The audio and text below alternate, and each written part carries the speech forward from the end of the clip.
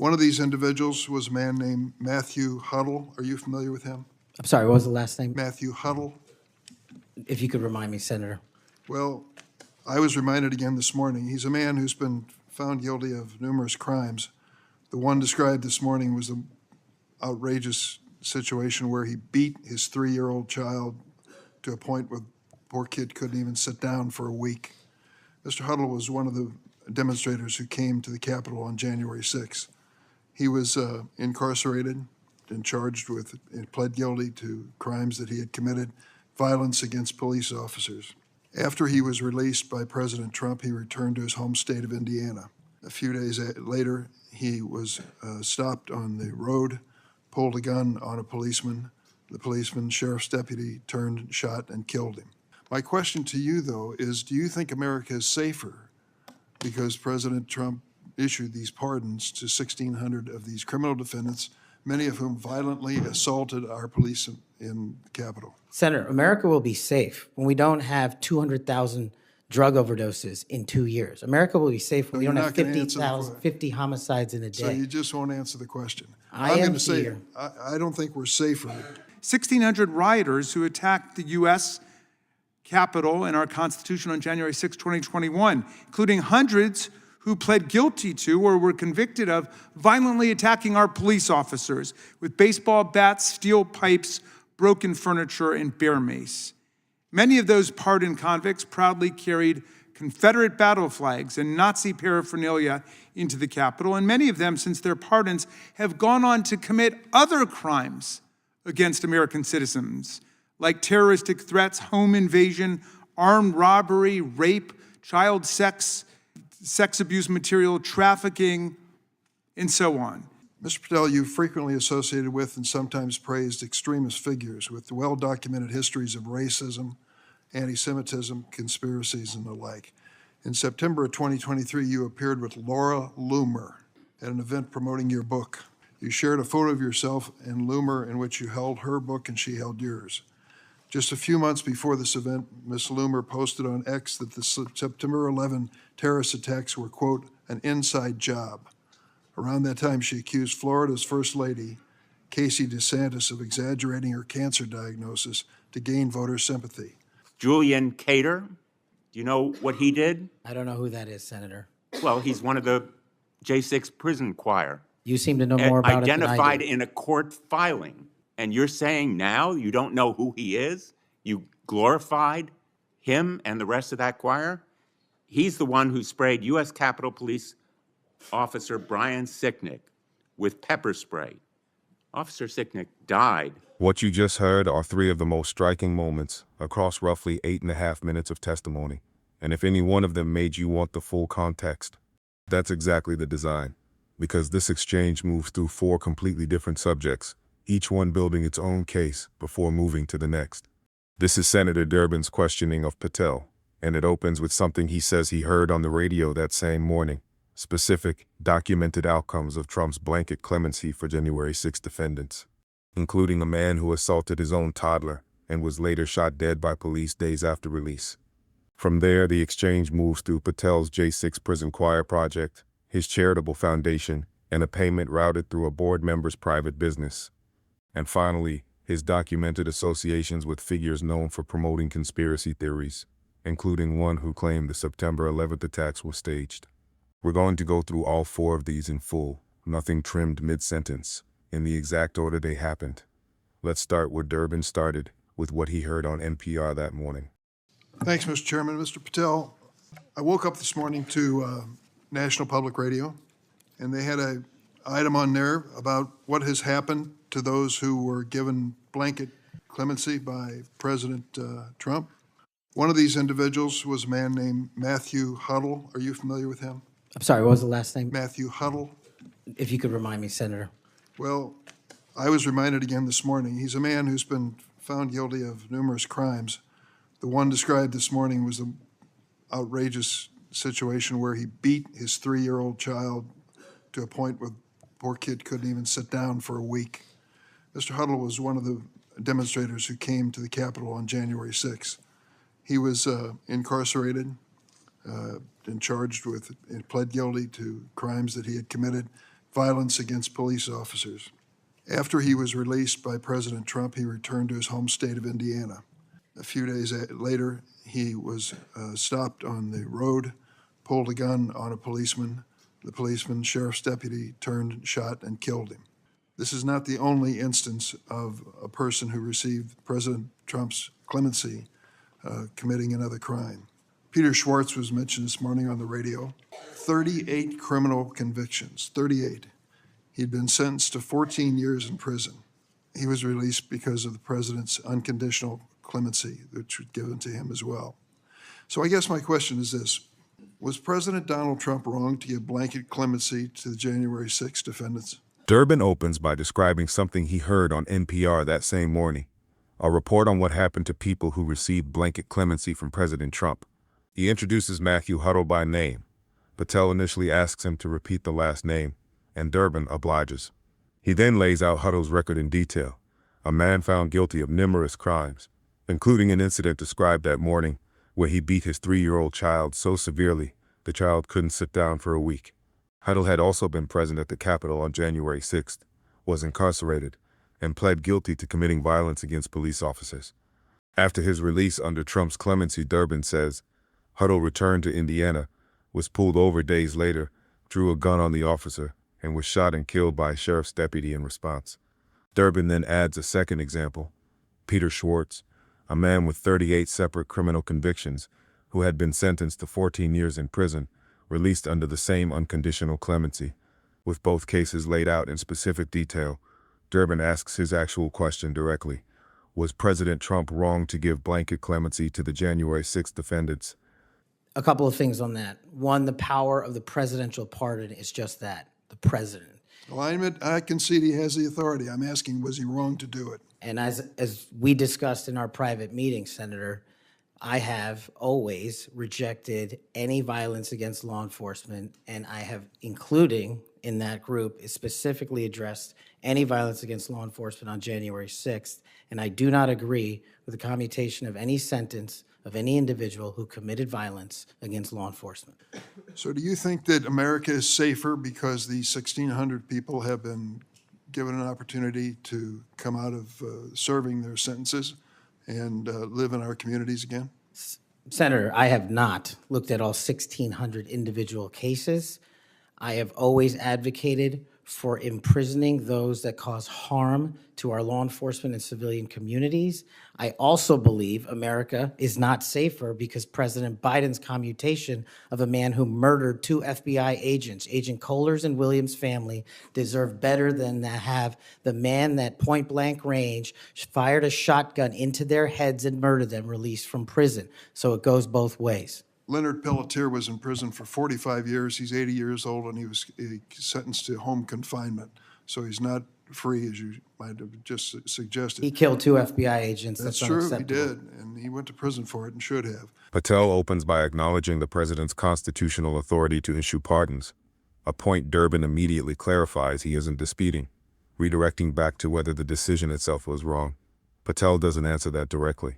Instead, he states that he personally rejects any violence against law enforcement, including specifically among the January 6 defendants, and says he disagrees with commuting the sentence of anyone who committed violence against police. Durbin pushes further, asking whether Patel believes America is safer with roughly 1,600 people released back into communities. Patel says he hasn't reviewed all 1,600 individual cases personally, but repeats his general position on imprisoning those who harm law enforcement or civilians. He then pivots to a comparison, arguing America also isn't safer because of a separate commutation, under the Biden administration, of a man who murdered 2 FBI agents, Agents Kohler's and Williams, describing the killing in graphic detail. He raises Leonard Peltier as a further example. Durbin corrects the record on Peltier specifically, noting that at 80 years old, after 45 years in prison, Peltier was moved to home confinement, not released outright, distinguishing it from the cases Durbin originally raised. Patel concedes that point directly. Peltier went to prison and should have. My question to you, though, is do you think America is safer because President Trump issued these pardons to 1,600 of these criminal defendants, many of whom violently assaulted our police in the Capitol? Senator, America will be safe when we don't have 200,000 drug overdoses in 2 years. America will be safe when we you're don't have not gonna answer the 50 homicides in a So you day. just won't answer the question. I I'm am gonna say, here. I don't think we're safer that Matthew Huddle was sent back to Indiana. I don't think we're safer with Peter Schwartz. I could go through a long list of individuals, some of who are wanted in states, members of this committee. Let me move to another topic if I can. Tell me about your J6 choir. What is that? Well, it's not my choir. It's simply a recording that was utilized to raise funds for families in need of nonviolent offenders. Who sings on this recording? I don't know, Senator. What did you have to do with it? Simply to raise funds to assist families of nonviolent offenders whose kids needed college education payments and whose rent needed being paid. My understanding is that the performers on this J6 choir were the rioters who are in prison. I'm not aware of that, sir. I didn't have anything to do with the recording. You weren't aware of who made the recording? No, Senator. Did you receive any money for selling copies of that music or that recording? Absolutely not. You do have a foundation, though, do you not? I'm very proud of the Cash Foundation and the $1.3 million we've given to families in need across this country, including active duty service members, police officers, putting kids in college, and helping people in disaster relief areas rebuild their homes and their communities. 1&0 LLC, are you familiar with that? Sorry? 1&0 LLC? I believe, Senator, you're referring to the LLC that one of the individuals has his private business with. Is it part of the Cash Foundation in any way? Only in that one of the members of the board has that LLC for his outside business. Andrew Allis? I believe that's his name, yes. Yes. Do you know how much was paid to him from your charitable work? Yes, like any other charity, we had to go out and fundraise, something I'm sure every member of this committee is familiar with. And we use digital marketing campaigns, and I believe we paid a digital marketing company through 1&0 $250,000 to raise $500,000, which we gave away to families in need, like when hurricanes struck Florida, Texas, and North Carolina. We will be going through the details of your foundation and the expenditures with the questions for record that the chairman has mentioned.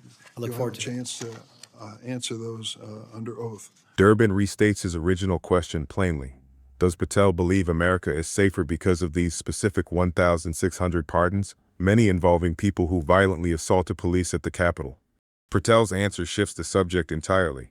America will be safe, he says, when the country isn't losing 200,000 people to drug overdoses over 2 years, or seeing 50 homicides in a single day.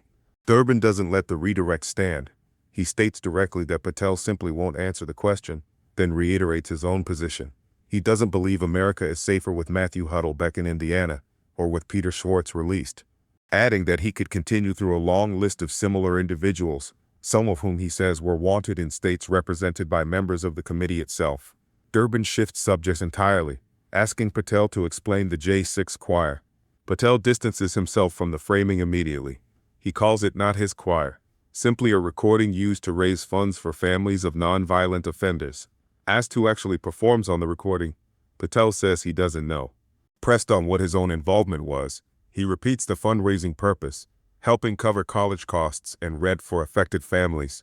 Durbin states his understanding that the performers were the January 6th rioters themselves, still in prison.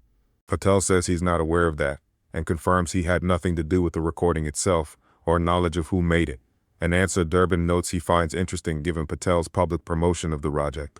Asked directly whether he personally profited from sales of the recording, Patel says absolutely not.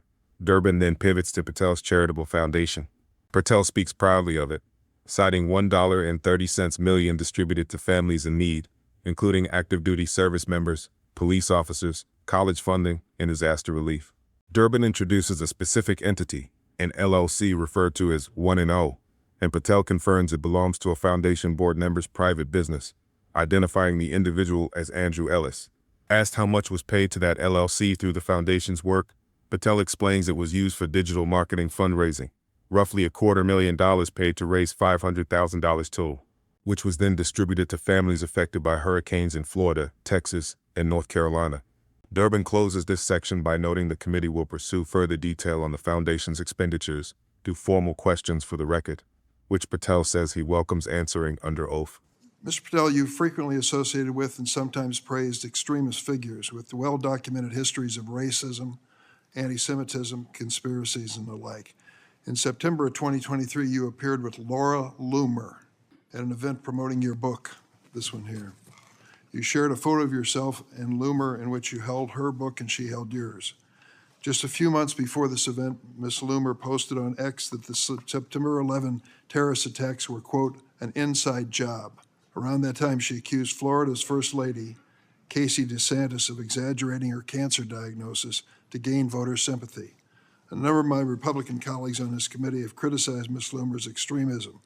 One of my colleagues described her as a, quote, crazy conspiracy theorist who regularly utters disgusting garbage.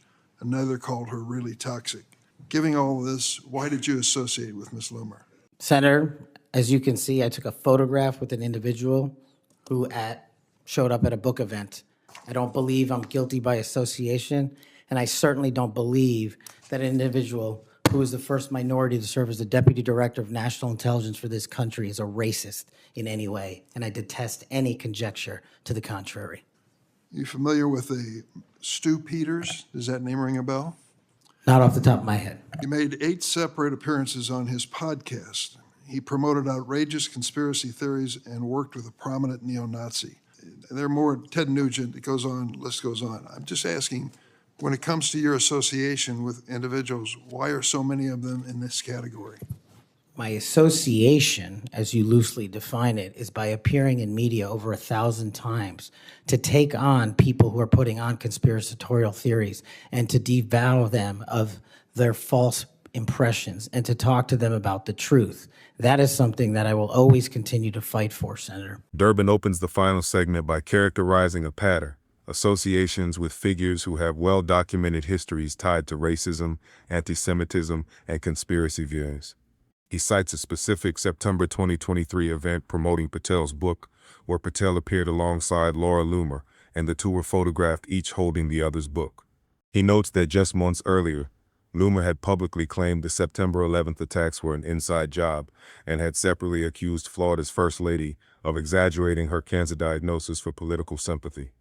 Durbin adds that several of his own Republican colleagues have criticized Loomer directly, quoting one who called her a crazy conspiracy theorist who utters disgusting garbage, and another who called her really toxic. He asked Patel directly why he associated with her. Patel's response rejects the premise of guilt by association.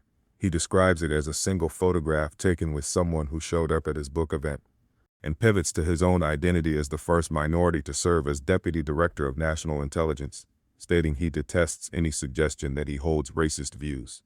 Durbin then raises a second name, Stu Peters, asking if it's familiar. Patel says it doesn't immediately ring a bell. Durbin describes multiple podcast appearances Patel made with Peters, someone he says has promoted outrageous conspiracy theories and worked alongside a prominent neo-Nazi figure, adding Ted Nugent to the broader pattern he's describing. He asks, more generally, why so many of Patel's associations fall into the same category. Patel's closing answer reframes his media appearances entirely. He says he's appeared in media over 1,000 times specifically to confront people spreading conspiratorial theories and talk them out of false impressions, framing the appearances as engagement and correction rather than endorsement, and states plainly that this is something he intends to keep doing. Lethal hate crimes are on the rise in America. We saw it at the Tree Life Synagogue. We saw it in Buffalo at the Top Supermarket. We saw it in El Paso, Texas, at the Walmart. We saw it in Charleston, South Carolina, at church. We see hate crimes every day across America. The president does not talk about extremist racial violence or white nationalism, which the Department of Homeland Security just a couple years ago defined as America's greatest domestic terror threat.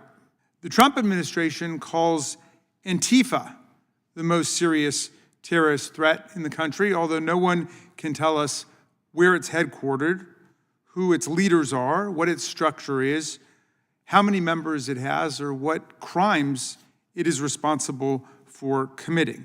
The FBI in the last few months abruptly cut ties with the Anti-Defamation League, deliberately closing its eyes to episodes of anti-Semitism that the ADL wants to bring to the attention of the country. The administration gutted the domestic terrorism operations section of the FBI, which has monitored threats by violent groups, including white nationalists. President Trump, in fact, has a history of disturbing actions in this field. He invited over for a lavish dinner at Mar-a-Lago Nicholas Fuentes, a vicious neo-Nazi and Holocaust denier who calls for annihilation of the Jews, and self-proclaimed Hitler lover Ye.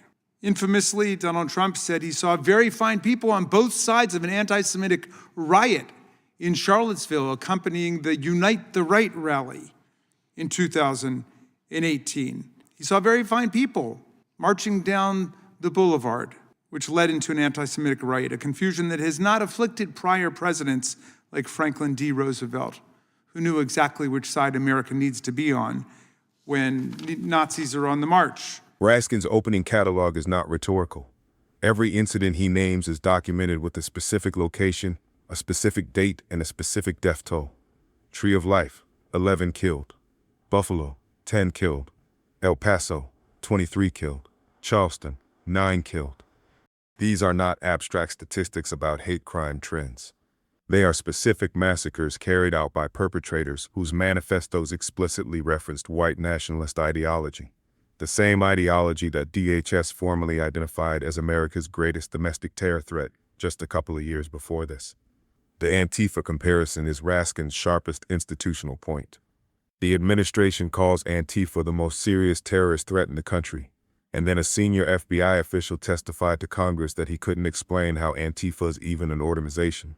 No headquarters, no leaders, no structure, no membership count, no specific crimes attributed to it as an organization.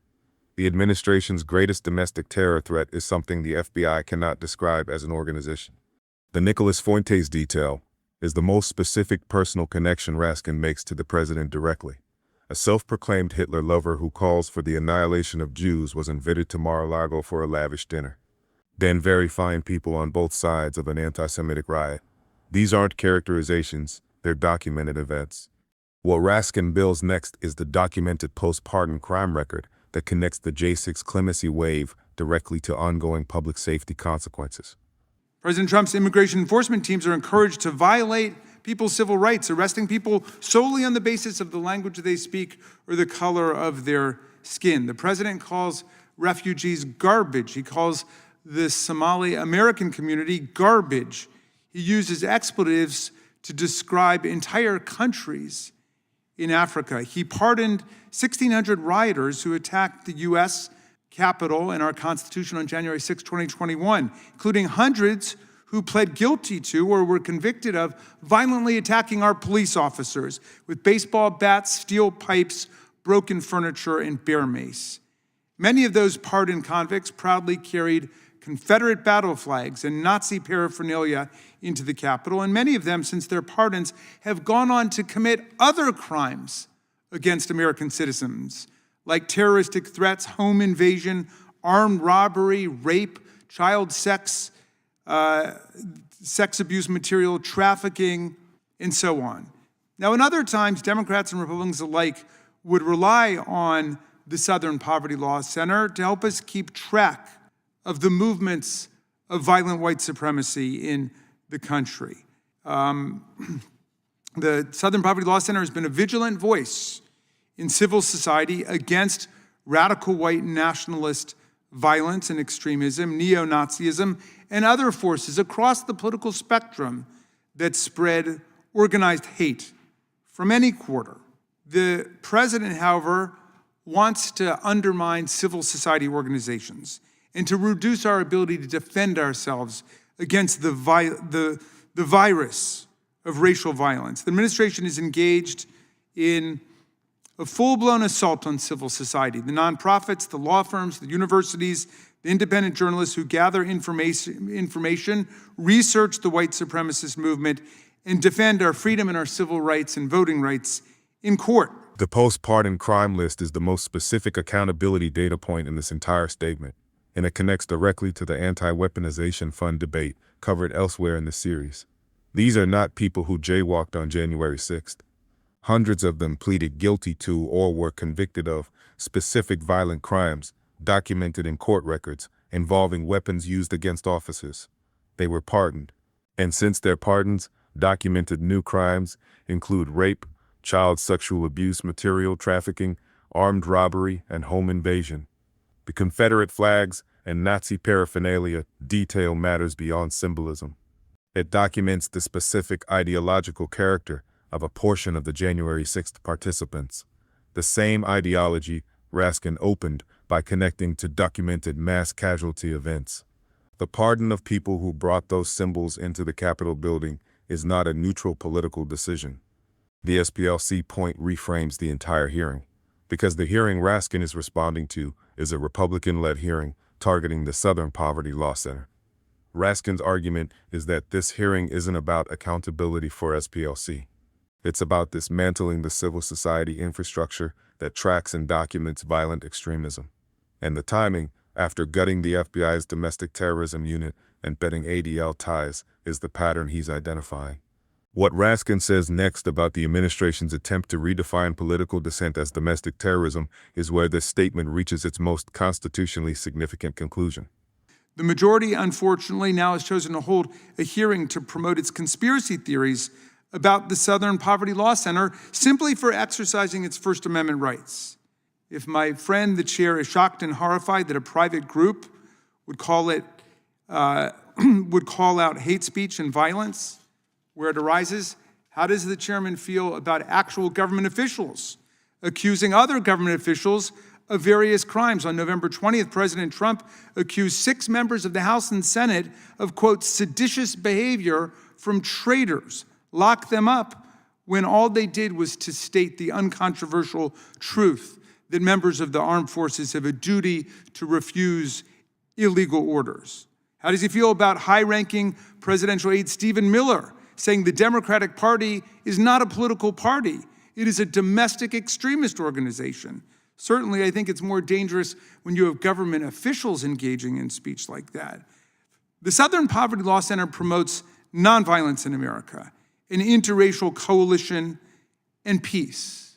To my knowledge, there's never been a single member of the Southern Poverty Law Center in its more than 5 decades of existence that's ever been convicted of participating in a violent crime. But it is the target of this hit job today, part of this broader attack on the not-for-profit community.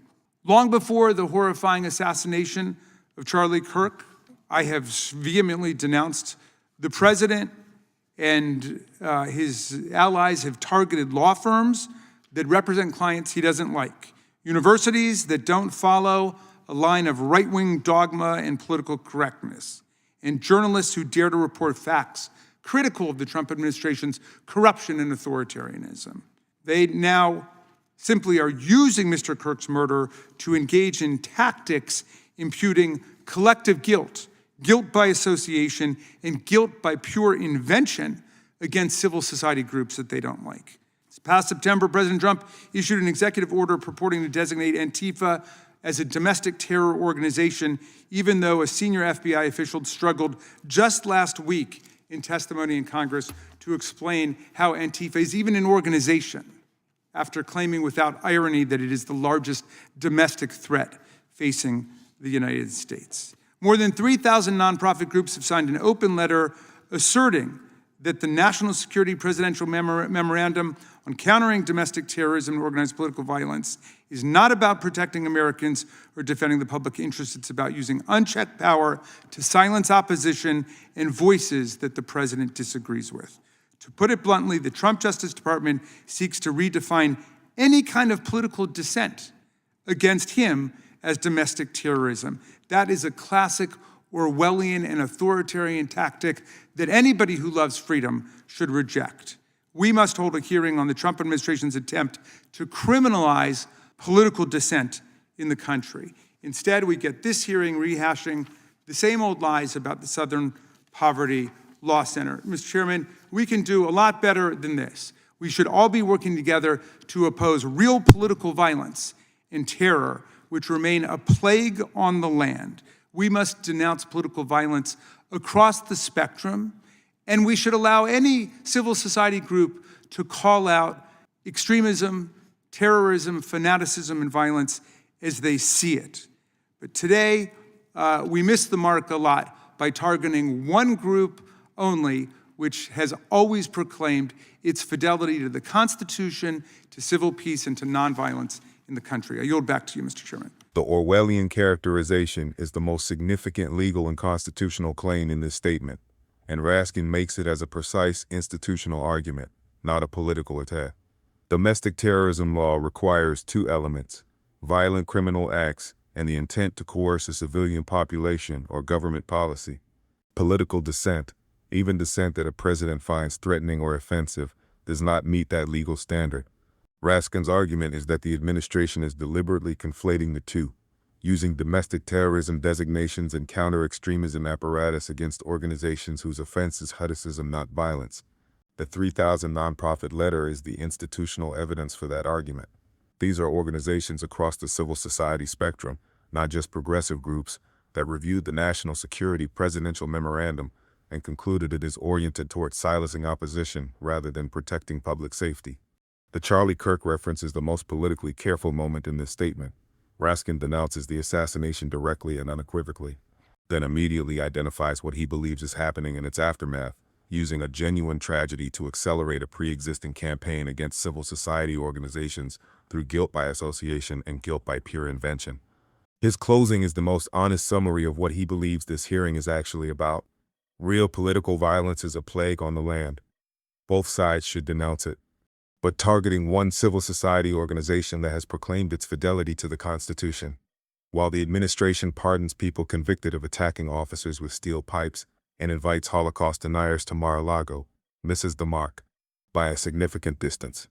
That argument is on the congressional record now. Whether the hearing it was delivered in produced any accountability for the pattern Raskin documented is the question this series keeps tracking. Let me turn to the J6 choir. You know who the J6 prison choir is, don't you? It's been referenced earlier, yes. And you know about the song that, in fact, you produced, you promoted, and you used to, as you put it, support, raise awareness and support for the political prisoners still locked in jail. Those J6 choir, were they political prisoners? I don't know everyone in the J6 choir. That's what you said. That's correct? not how I read it, Senator. This is your tweet. That's your whole statement. Well, I'm You reading won't it now. stand behind your own statements made in tweets, countless of them. As a matter of fact, as you put it to Steve Bannon on his show, then we went into a studio and recorded it, mastered it, digitized it, and put it as a song, now releasing it exclusively in the War Room. That was the J6 prison choir song. And all proceeds were given away to charity to help families And you in called need. them political prisoners. Julian Cater, do you know what he did? I don't know who that is, Senator. Well, he's one of the J6 prison choir. You seem to know more about it than I Identified do. in a court filing. And you're saying now you don't know who he is? You glorified him and the rest of that choir? He's the one who sprayed U.S. Capitol Police Officer Brian Sicknick with pepper spray. Officer Sicknick died the next day. The tweet is the thing that makes every "I don't know who that is" answer collapse, and Blumenthal uses it precisely for that reason. This isn't an allegation from an opponent or a media report. This is Patel's own words describing his own deliberate actions in specific operational detail. He went into the studio, he recorded it, he mastered it, he digitized it, he released it exclusively on Steve Bannon's War Room. Those aren't passive associations, that's a production credit. Then Julian Cater, the name appears in a court filing, a public legal document, identifying him as a J6 choir member. The person Patel produced a song for, raised money for, called a political prisoner. Cater sprayed Brian Sicknick with pepper spray. Sicknick died the next day. Cater pleaded guilty. I'm not familiar with this case. That response requires accepting that the man who personally went into a studio to produce an advocacy song for a group of people has no knowledge of who any of them are or what any of them did. Blumenthal doesn't argue with the answer. He moves to the next name, because the next name makes the same point more forcefully. Cater admitted his violence. He pleaded guilty, assaulting a political officer, a police officer. Do you believe that Julian Cater was a political prisoner? Senator, I'm not familiar with his case. You seem to know a lot more about it than I do. And as I've said repeatedly, I will always utilize my resources to help Americans in need, which is what I was trying to do here. And I've never once advocated for political violence or violence against law enforcement. Ryan Nichols. Ryan Nichols also pleaded guilty to assaulting a police officer. He was one of the J6 choir. He pushed the crowd against officers, defending a door to the Capitol, and sprayed officers with pepper spray. Was Ryan Nichols a political prisoner? Same answer, Senator. How about Jordan Mink, another member of the J6 choir? I don't know who he is. James McGrew, a political prisoner? I don't know who that is. James McGrew pushed and struck officers and launched a handrail toward them. And you glorified him. You promoted and produced a song to raise money for them. And you now want us to believe you don't know who they are? No part of that song or anything I've done in my 16 years of government service glorifies or advocates for violence against law enforcement. And the fact that you would be willing to say that in front of these people in the American audience shows how much of a divide we actually have to restore a law enforcement that is constitutionally based, de-weaponized, and depoliticized. You have my commitment to do that. In your office, we had a lot of common ground. I'm committed to working with you on things like Section 230 and making sure the citizens of Connecticut aren't pillaged by Chinese fentanyl. By the third name, the pattern is undeniable, and that's exactly what Blumenthal is building. Ryan Nichols, same answer. Jordan Mink, same answer. James McGrew, who pushed officers, struck them, and launched a handrail directly at them, same answer. Each of these people pleaded guilty or were convicted for specific documented acts of violence against specific officers. Each of them was part of the J6 choir that Patel didn't just passively support. He went into a studio, produced the recording, and released it on Steve Bannon's platform. The song has specific members. Those members have names that appear in court filings. The claim that he doesn't know who any of them are after personally producing a song for them is the most strained credibility moment in this entire confirmation. Patel's 16 years of government service defense is real. The record exists. But Blumenthal's response is the correct one. The statement doesn't answer the question. Defending your overall career doesn't explain specific documented actions with specific named individuals who pleaded guilty to assaulting officers. The fifth and final name is coming, and it's the one Blumenthal saves for last.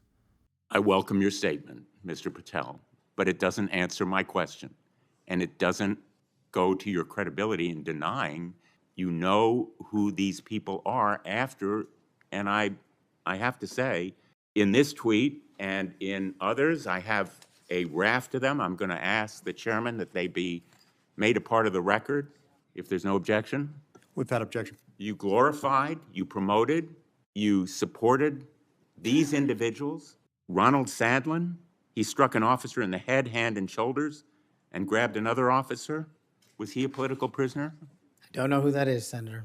The simple fact is you knew about the J6 choir. You knew what they did in assaulting and endangering police officers who sought to defend the Capitol on that day, were severely injured, and some, as a consequence, died. I think the FBI deserves better. The closing statement Blumenthal delivers isn't a question. It's a verdict. 5 names. 5 guilty pleas or convictions for assaulting police officers. 5 I don't know who that is answers from the man who produced their song, released it on a major political platform, and described going into the studio himself to make it. The tweet raft entered into the congressional record is the institutional capstone of this exchange. These are not allegations. They are Patel's own published statements, now permanently part of the Senate's official record of his confirmation. Ronald Sadlin closes the list, struck an officer in the head, grabbed another officer. I don't know who that is. Blumenthal's closing words are the most direct accountability statement in any confirmation hearing in this series. You knew about the J6 choir. You knew what they did. You knew officers were severely injured and some as a consequence died. That's not a characterization. That's a documented sequence of events that Patel's own production credit connects him to directly. Whether the Senate weighed that record in its confirmation vote is a different question. What this exchange produced is a permanent record of 5 names, 5 violent acts, and 5 answers that cannot be reconciled with the production credit Patel's own tweet confirms.